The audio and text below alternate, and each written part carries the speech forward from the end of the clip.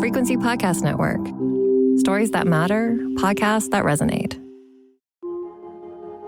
You've almost certainly seen these ads. And depending on your financial situation at the time, you've probably considered them. Because when you're staring down a pile of bills and a looming rent deadline, the idea of picking up a few $1,000s for participating in a medical trial can seem like a godsend. And it is for a lot of people, but it's not a long-term solution unless you do it again and again. It turns out that relying on people desperate for money, so desperate that they'll lie to be accepted or hide adverse reactions so they don't get kicked out, creates a lot of problems for these trials. Problems, obviously, for the people who are renting out their bodies repeatedly, but also problems for everyone, from the company conducting the research to the scientists relying on the data to eventually the people who may end up taking a drug approved based on trials that were conducted on desperate people who really, really needed the money. Not ideal.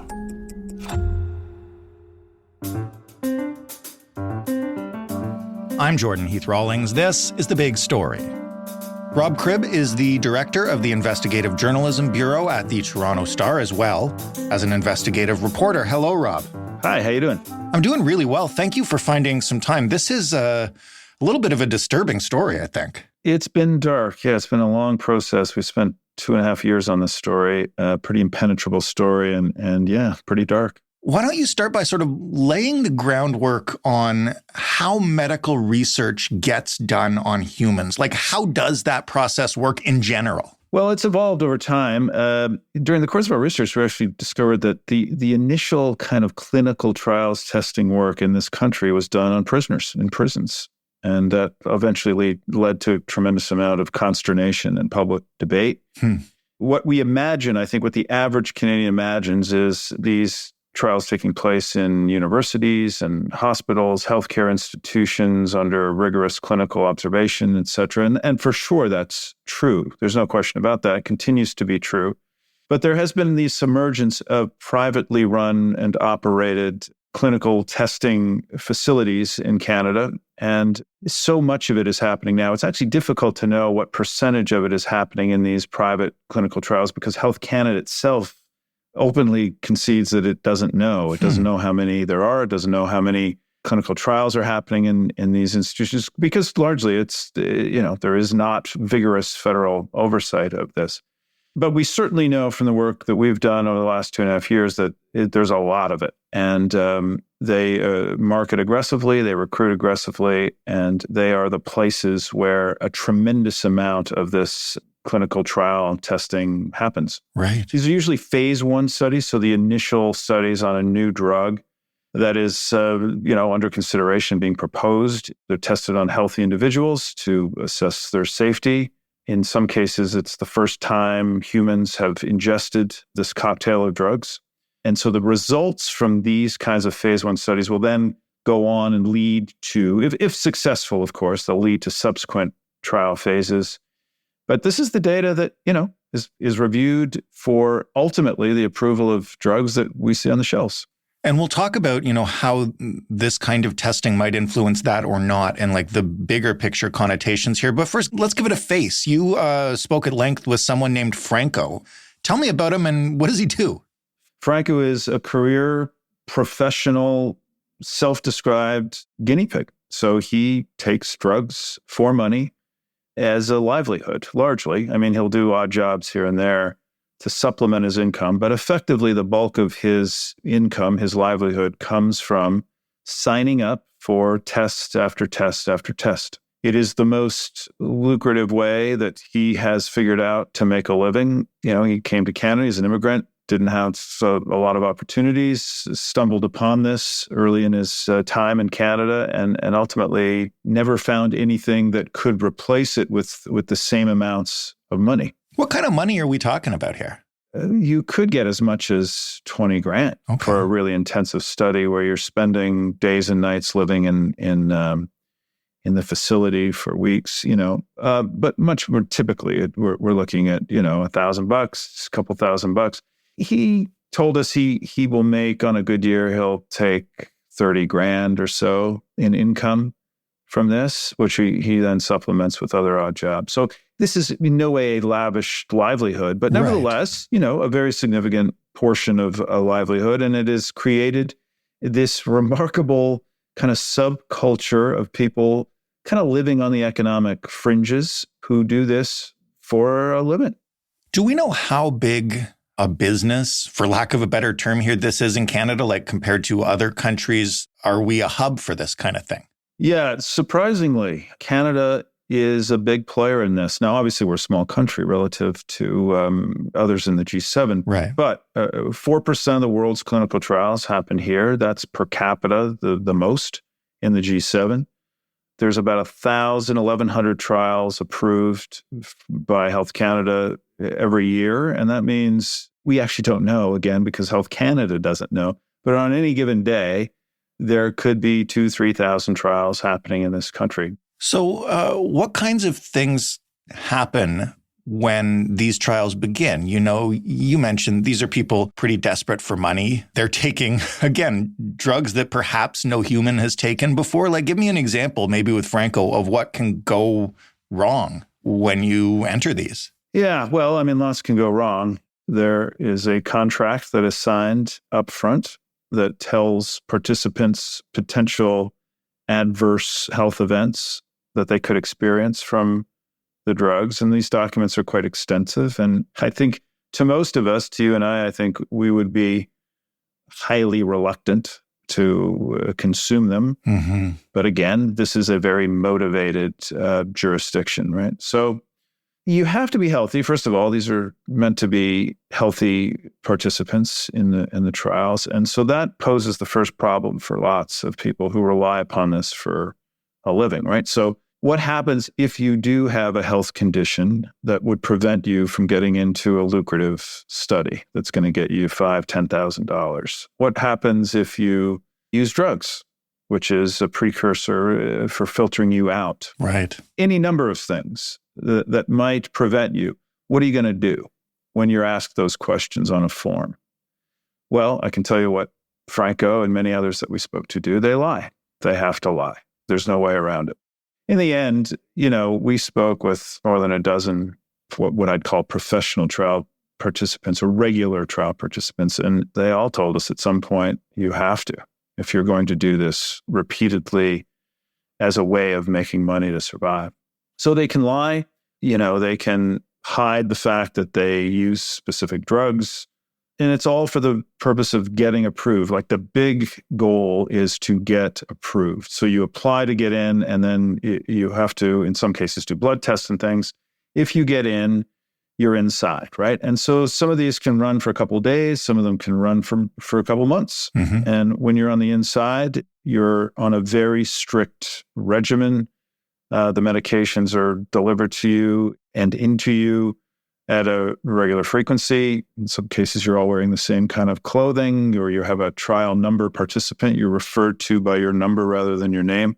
And some of them actually describe it as a kind of prison, right? And it does feel that way. And we've looked at photos from the inside. There is a prison-like nature to it. It's boring. And in some cases, it is dangerous. So Franco, for example, suffered quite a serious adverse event during our reporting process, wow, which led him to be taken to hospital, diagnosed. It seems clear that the drug he was taking was the cause of it. He's okay, but it was a serious, obviously, incident. So there's a lot of drama to all of this, yeah, and a fascinating kind of human nature question about why and what is ultimately the obligations of both the system and Health Canada. You've mentioned a couple times now that Health Canada kind of has a loose hold on what's going on there. How exactly is this business regulated? What are they doing? What's the process? Well, they approved the testing, of course. They have a staff of inspectors. Unfortunately, the staff of inspectors is about 11 or 12. So it's about a dozen people in Canada employed by Health Canada to actually show up and inspect the trials. And as I mentioned earlier, on any given day, again, we don't know, but there's thousands of trials. So it is a tiny, tiny percentage of trials that ever get eyeballs from Health Canada on them. So, for example, last year, they inspected 65 trials. And we've looked at the results of those inspections, and that in of itself is really interesting. There's repeated violations of research and ethics protocols. They're quite common. We looked at a review of 460 trials between 2012 and 2021 with over 3,600 infractions. Mm-hmm. So, bad things can happen to these trials. There can be breaches of confidentiality, there can be breaches of health protocols, et cetera. And again, we only have the tiniest fragment at the top of the iceberg that's visible to the public. The rest is all underwater.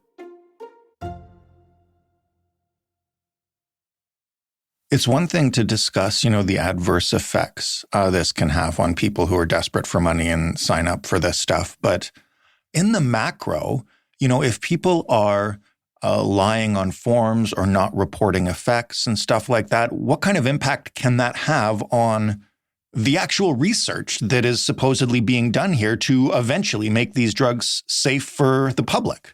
Yeah, I would say that is the number one kind of question that's emerged in response to our reporting. And I've heard from dozens of academics and clinical researchers asking that very question is, how can this be happening? Quite apart from the human toll on these participants, the bigger question, I think, societally is, what does this mean for the data? Mm-hmm. Because this is important stuff. These clinical trials have tremendous impact on the development of drugs. If adverse events are not recorded, if the science is tainted by participants whose bodies are not what they said they were, that raises very, very serious questions, which we posed, to Health Canada and others. And there has never been a clear response to that question. And let me give you an example of how this can happen. So Franco, for example, use him for an example. He's in a trial and he has an adverse event. So he now has a choice to make. He can report that event, say, look, I'm feeling sick. But if he does that, he's likely to be almost certainly going to be removed from the trial. And the way it's set up in terms of the payment monetarily is he then loses the remainder of his payment. So you get paid in stages. So let's say he's in a big trial that's worth $10,000, and on day 3, he gets sick. Is he likely to step forward and say, look, I'm having abdominal cramps from this drug, knowing that means he's going to walk out the door in an hour and he's going to leave $7,000 on the table? The answer is no. Mm-hmm. This is his livelihood. So what is he most likely to do? He's likely to just suck it up, say nothing, everything's fine. Right. It is only in the most extreme case, the one I just mentioned to you, where he had to go to hospital effectively. He was told, in that case, he had no choice.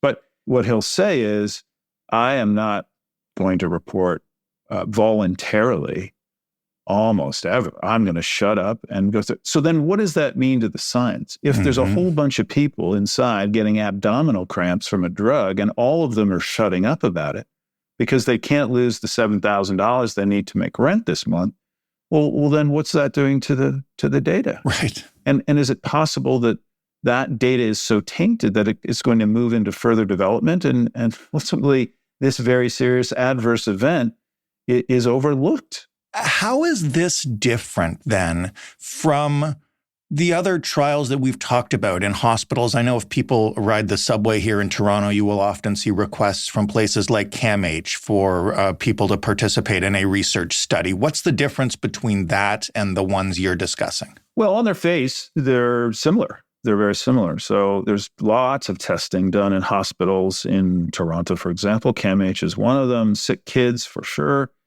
The difference is really in the details. So the level of remuneration is lower, typically. You have to pay people for their time. There's no question about it. Mm-hmm. The questions around this are the type and extent of the remuneration, right? So the private ones tend to pay more. It is more profitable for people like Franco, for example, to do this in the private, we call CROs. That's the first thing. There's also a very sophisticated recruitment process in the privates that you do not see in the CAMHs and the sick kids of the world. So, for example, sign up today and win a chance to get a free iPad.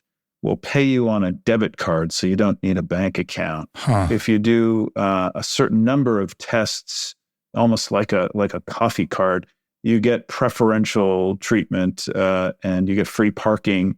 And if you bring a friend, you get a bonus. So it really is a little bit, like product marketing, old school product marketing. But what we're talking about here is people's bodies.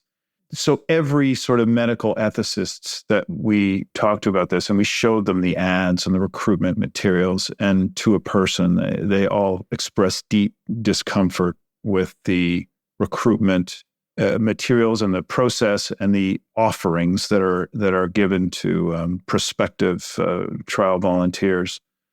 And again, there appears to be very little or no regulation of that. I mean, this is all happening. It's very public. There's no secrets around this. As you say, it's posted on university campus bulletin boards and on the subways and telephone poles. There's nothing secret about this, but there's certainly been, to our knowledge, there's been no action taken by anybody about it. Well, and this is where I was going to ask you, what did you hear, if anything, from the companies that run these clinics or these trials? First of all, what did they say if you asked them stuff? But also, are they doing anything technically wrong? We can talk to ethicists and we can talk about morals, but they're not breaking any of our laws, right?